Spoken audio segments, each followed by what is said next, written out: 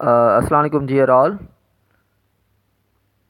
जैसे कि आप स्क्रीन पे देख रहे हैं, today our topic of discussion is custom inspector solved English pass paper 2015। 2001 पे हमें पहले डिस्कशन की थी।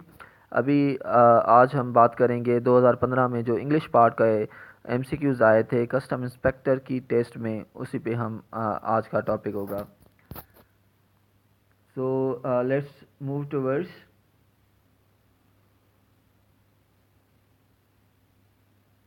Choose the correct spelling. जो फर्स्ट 3 एमसीक्यूज़ आए थे वो चूज़ द करेक्ट स्पेलिंग थी। हमें रिसीव की स्पेलिंग जो है ना वो करेक्ट स्पेलिंग लिखनी है। तो देखें रिसीव की करेक्ट स्पेलिंग कौन सी है। तो RECEIVE न, यानी नंबर ए जो है वो is the correct spelling of receive. Number second जो है रिलीव, रिलीव भी जो है RELIEVE, यानी बी ऑप्शन ये रिलीफ की करेक्ट स्पेलिंग है, तो बी ऑप्शन होगा। नंबर 3 जो है वो सक्सीड की हमें करेक्ट स्पेलिंग लिखनी है। तो SUCCEED, सक्सीड, इसको पढ़ेंगे सक्सीड। सक्सीड की करेक्ट स्पेलिंग यही है, यानी बी। तो these are the correct spelling. तो अभी आप इन पे भी रिलाई ना करें, कोशिश करें आप जो पार्ट समझते जा रहे हैं कस्टम इंस्पेक्टर की पास पेपर्स में, उस बेसिस पे आप अपने डिफरेंट स्पेलिंग भी, जैसे ल्यूटिनेंट की स्पेलिंग हो गई, सुप्रीडेंट की स्पेलिंग हो गई, तो कुछ स्पेलिंग आप इम्प्रूव करते जाएं। ओके, जैसे स्पेलिंग टॉपिक है करेक्शन ऑफ एरर्स है, और जो इसके अलावा सेंटेंस कंप्लीशन है, सिनोनिम है, दूसरे भी आप पढ़ेंगे ना, तो इंशाल्लाह आपकी टेस्ट क्लियर होती जाएगी। कोशिश करें टॉपिक टू टॉपिक आप बहुत जो है ना वो कवर करते जाएं, पास पेपर्स को देखें और टॉपिक टू टॉपिक भी डिस्कस करते जाएं, पढ़ते जाएं। It will be very fruitful for you to qualify the test. So we are moving towards next slide. Choose correct word for blank space. तो हमें जो है ना वो करेक्ट वर्ड चूज़ करना था। नंबर 1 जो था वो था मिस्टर एलान was immediately promoted when his boss सा हाउ डैश ही वाज।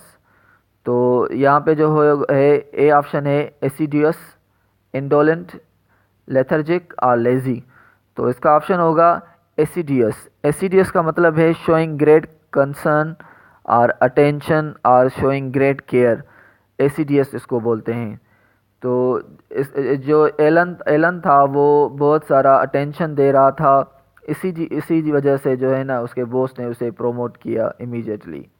तो सेकेंड जो क्वेश्चन था वो था we had a beautiful view of the valley through the dash. Hole, hole तो इतना छोटा छोटा होता है, वहाँ से जो है ना कैसे दिखाई देगा हमें ब्यूटीफुल व्यू। रूफ, विसिनिटी और विंडो। तो राइट ऑप्शन जो है वो ए है, तो यानी window. We had a beautiful view of the valley through the window, A option is the correct. So we are moving towards our next slide. That was an dash edition of the book. Dash edition यानी abridged edition, summarize नहीं होगा, abbreviated नहीं होगा। Okay, तो abbreviated means किसी short form को बोलते हैं हम, उसको उसका वर्ड हो जो उसको शॉर्ट फॉर्म बनाए तो उसको एब्रीवेटेड बोलते हैं। तो ये शॉर्ट फॉर्म तो नहीं है बुक, ठीक है। तो एब्रिज्ड है, abridged means. Okay, so that was an abridged edition of the book. Number 4 जो क्वेश्चन था his reply was such dash I expected him to give.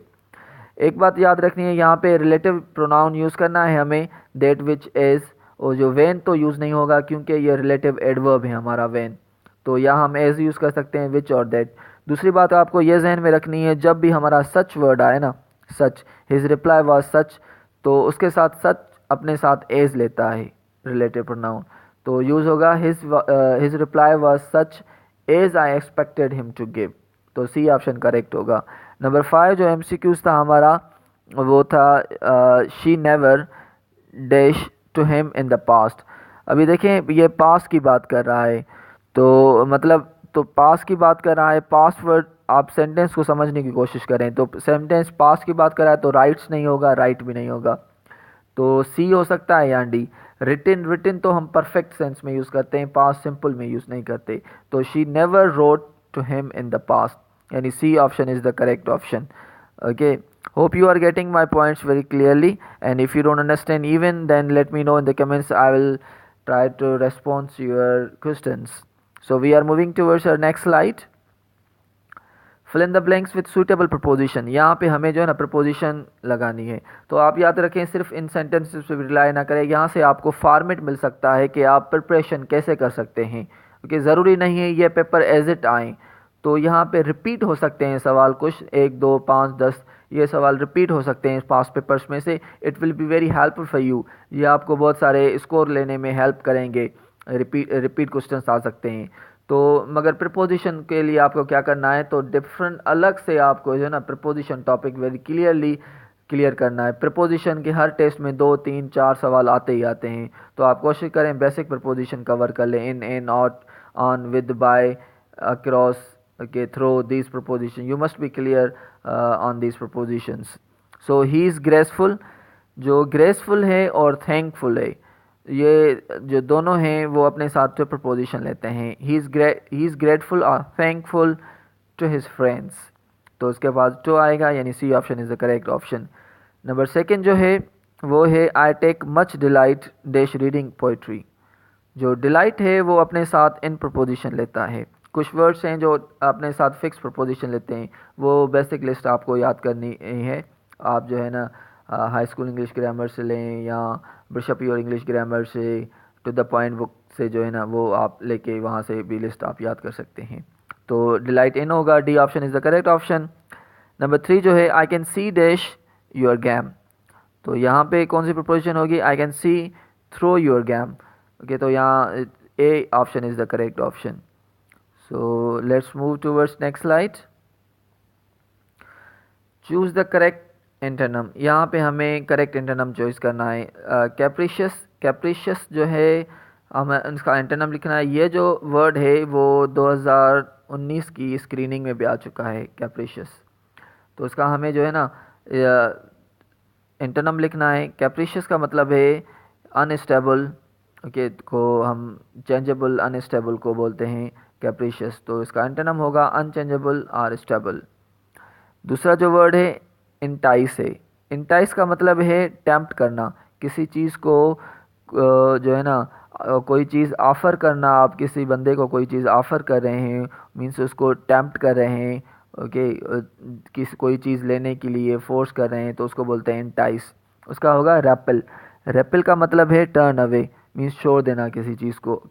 वहाँ पे देने वाले सेंस में हो गया और यहाँ पे छोड़ देने वाले सेंस में हो जाएगा। तो ये एंटोनम है इसका। फ्रेंटिक है दूसरा, थर्ड वर्ड जो है। फ्रेंटिक का मतलब है feeling a lot of fear. Okay, जब आप कोई फियर फील कर रहे हो उसको बोलते हैं हम फ्रेंटिक। तो इसका जो होगा सेन। सेन को बोलते हैं वैसे हम जो है ना वो बेस्ड ऑन रीज़न, कोई चीज़ रीज़न पे बेस्ड हो, ओके, और स्टेबल हो, बंदा नॉर्मल हो, उसको बोलते हैं सेन। ना फियर है ना ब्रेव है, कुछ भी नहीं, नॉर्मल बंदा है तो उसको बोलते हैं सेन। तो ये इसका एंटोनिम हो जाएगा। नंबर जो 4 है वो है मेलनकाली। मेलनकाली का मतलब है सैडनेस, ओके, गमगीन, ओके, सैड गमगीन। तो इसको बोलते हैं, इसका जो एंटोनिम होगा वो होगा चीयरफुलनेस, ओके, चीयरफुलनेस इसका एंटोनिम होगा। दूसरा नंबर 5 जो है वो है ओमिनस। ओमिनस, ओमिनस का मतलब है अनप्रॉमिसिंग, ओके, कोई बंदा अनप्रॉमिसिंग हो तो इसका एंटोनिम हो जाएगा promising. Let's move towards the next slide. जो दूसरे 4 क्वेश्चंस थे वो थे हमारे सिनोनिम्स के। करेक्ट सिनोनिम हमें चूज़ करना था। वो नंबर 1 था एरोगेंस। जो एरोगेंस है इसकी मतलब है जो है एन इंसल्टिंग बिहेवियर। कोई चीज़ आप इंसल्टिंग बिहेवियर किसी को दिखा रहे हैं, आपकी सोच इंसल्टिंग है, ओके, खुद को बड़ा समझना, दूसरे को छोटा समझना, तो इसको बोलते हैं एरोगेंस। तो जो इसका सिनोनिम हो जाएगा वो होगा हॉटीनेस, हॉटीनेस। नंबर सेकंड जो है एनिहिलेट है। एनिहिलेट का जो मतलब है उसका मतलब है डिस्ट्रॉय करना किसी चीज़ को और डिफीट करना, शिकस्त देना, डिस्ट्रॉय करना, तो उसको बोलते हैं एनिहिलेट। तो इसका सिनोनिम जो होगा वो होगा इफेस। नंबर 3 जो था वो था कबरसम। कबरसम का मतलब है ऑकवर्ड, ओके, इट मीन्स जैसे लेकिंग स्किल, किसी बंदे में स्किल ना हो, अनस्किल हो, लेकिंग हो स्किल की, तो उसको बोलते हैं हम कबरसम और ऑकवर्ड। नंबर 4 जो था वो एग्जाम्पलीफाई था। एग्जाम्पलीफाई का मतलब है बयान करना, एग्जाम्पलीफाई करना, इलस्ट्रेट करना ज़्यादा, तो उसको बोलते हैं हम exemplify. Okay, hope you got the answers. And ये जो था वो इंग्लिश पास पेपर था कस्टम इंस्पेक्टर 2005 में से। We will meet in next video for the different past papers. Okay, see you, and keep in touch for the different past papers and sold past papers. Allah Hafiz.